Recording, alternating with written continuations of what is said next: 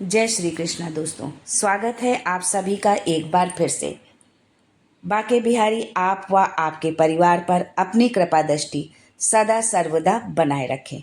दोस्तों, यदि आप अपनी लाइफ में नया कुछ सीखना चाहते हैं और हमारे चैनल पर पहली बार आए हैं तो चैनल को सब्सक्राइब करके बेल आइकन जरूर दबाइएगा।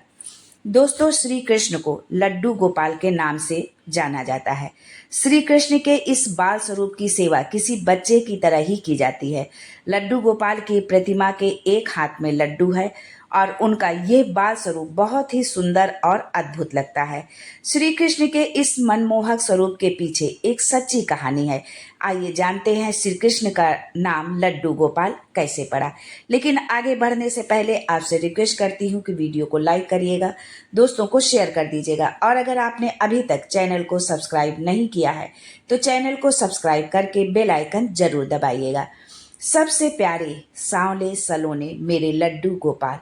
श्री कृष्ण का बाल रूप यानी लड्डू गोपाल की प्यारी सूरत देखते ही भक्तों के मुख से यही बात निकलती है। घर में लड्डू गोपाल को रखकर उनकी सेवा करने वाले लोगों को तो लड्डू गोपाल से एक विशेष प्रकार का लगाव होता है।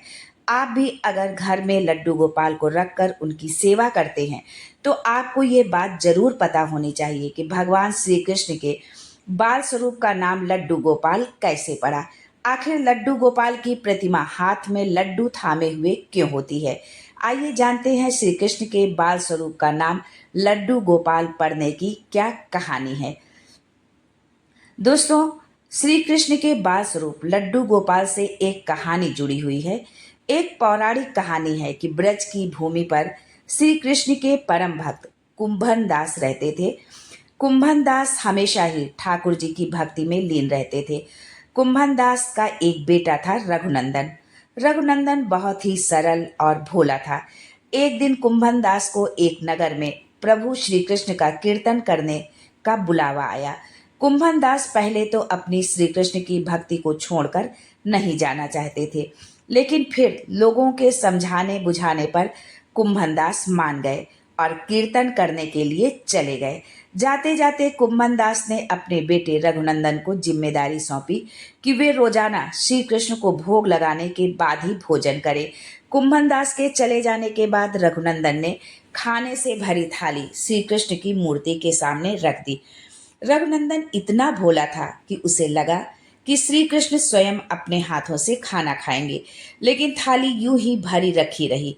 यह देख कर रघुनंदन रोने लगा और रो रो कर श्री कृष्ण से खाना खाने की प्रार्थना करने लगा। ये देखकर श्री कृष्ण ने बाल रूप धारण किया और थाली का भोजन खत्म कर दिया। इसके बाद जब कुंभन दास घर वापस लौटे तो उन्होंने अपने बेटे से भोग लगाया हुआ प्रसाद मांगा, लेकिन रघुनंदन ने बड़े ही भोलेपन से कहा कि ठाकुर जी ने सारा भोजन खा लिया। ये सुनकर कुंभन दास को लगा कि शायद उनके बेटे रघुनंदन ने सारा भोजन खा लिया है और अब झूठ बोलकर बचना चाह रहा है। इसी तरह कुंभन दास जब भी कीर्तन करने जाते अपने बेटे को श्री कृष्ण को भोग लगाने के लिए कहते थे। रोजाना भोग का प्रसाद नहीं बचता था और पूछने पर रघुनंदन वही बात दोहरा देता था कि सारा भोजन श्री कृष्ण ने खा लिया।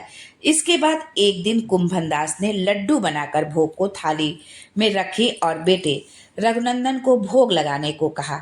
कुंभन दास छुप कर देखने लगे कि आखिर सच क्या है। उस दिन भी यही हुआ। रघुनंदन ने श्री कृष्ण को खाना खाने के लिए आमंत्रित किया। श्री कृष्ण ने बाल रूप बनाया और लड्डू खाने लगे। जब कुंभन दास ने स्वयं श्री कृष्ण को बाल रूप में देखा तो वे दर्शन के लिए दौड़े चले आए।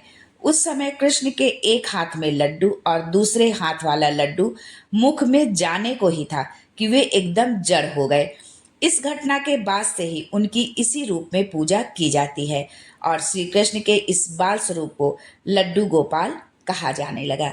दोस्तों, यदि ये जानकारी आपको अच्छी लगी हो तो वीडियो को लाइक शेयर सब्सक्राइब करना बिल्कुल भी ना भूलें। आज के लिए बस इतना ही। दोस्तों, मिलते हैं अगले वीडियो में एक नई जानकारी के साथ। तब तक के लिए जय Shri Krishna and thanks for watching my video.